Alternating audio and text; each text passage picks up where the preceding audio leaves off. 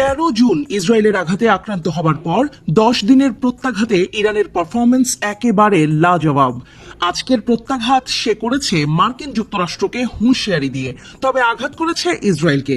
যুক্তরাষ্ট্র হামলা করার পর তেহরান বলেছিল যে এবার ইরানের পালা এবং মধ্যপ্রাচ্যে অবস্থিত মার্কিন স্থাপনাগুলো ছাড় পাবে না। তবে আপাতত ইসরায়েলেই আক্রমণ চালিয়েছে ইরান। প্রায় 20টি ব্যালিস্টিক ক্ষেপণাস্ত্র ইরান ছুড়েছে ইসরায়েলে। ক্ষেপণাস্ত্রগুলো তেল আবিব, হাইফা সহ ইসরায়েলের অন্তত 10টি এলাকায় আঘাত হেনেছে, আর এতে 86 জন আহত হয়েছেন। ইসরায়েলের প্রতিরক্ষা বাহিনী আইডিএফ জানিয়েছে, রোববার সকালে ইসরায়েলের মধ্যাঞ্চল ও উত্তরাঞ্চল লক্ষ্য করে ইরান থেকে ছোড়া প্রায় 20টি ক্ষেপণাস্ত্র শনাক্ত করেছে তারা। দেশটির জরুরি পরিষেবা সংস্থা ম্যাগন ডেভিড অ্যাডাম MDA জানিয়েছে, ক্ষেপণাস্ত্র আঘাত হেনেছে এমন অন্তত 10টি এলাকার দিকে যাচ্ছে তাদের টিমগুলো। আহতদের মধ্যে একজন ইসরায়েলের মধ্য দক্ষিণাঞ্চলীয় সফেলা এলাকার। বন্দর নগরী হাইফা সহ ইসরায়েলের উত্তরাঞ্চল ও মধ্যাঞ্চলে ক্ষেপণাস্ত্র আঘাত হেনেছে বলে প্রাথমিক প্রতিবেদনগুলোতে জানিয়েছে ইসরায়েলি গণমাধ্যম।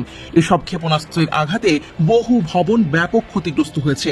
হাইফায় ক্ষেপণাস্ত্র আঘাত হানার আগে সেখানে কোনো সতর্কতামূলক সাইরেন বাজেনি বলে টাইমস অফ ইসরায়েল জানিয়েছে।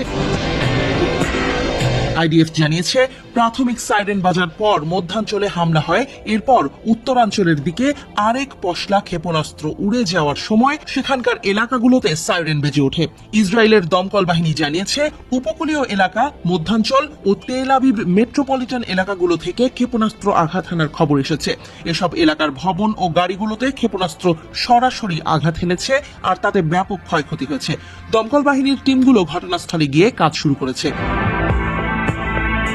ইসরায়েলের মধ্যাঞ্চলের এক ঘটনাস্থল থেকে MDA এর জরুরি চিকিৎসা কর্মী মতি নিশান বলেছেন যে এটি একটি বড় ধ্বংসের দৃশ্য।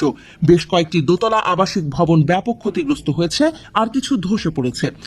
MDA ঘটনাস্থলে এসেই দমকল বাহিনী ও হোম ফ্রন্ট কমান্ডের সদস্যদের সঙ্গে মিলে তাৎক্ষণিকভাবে তল্লাশি ও উদ্ধার অভিযান শুরু করেছে।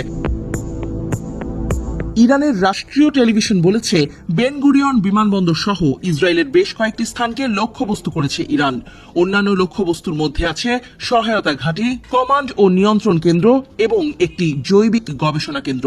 রাষ্ট্রীয় গণমাধ্যম জানিয়েছে যে ইসলামিক বিপ্লবী গার্ড কর্পস IRGC ঘোষণা করেছে, দূরপাল্লার ক্ষেপণাস্ত্র ব্যবহার করে আক্রমণ চালানো হয়েছে। শনিবার ইরানের 3টি পারমাণবিক স্থাপনা নাতাঞ্জ, ইস্পাহান এবং ফোর্দোতে হামলার কথা জানান মার্কিন প্রেসিডেন্ট ডোনাল্ড ট্রাম্প। নিজেই ইরানকে 2 সপ্তাহ সময় বেঁধে দেওয়ার 2 দিন পরই হামলা করে বসেন তিনি।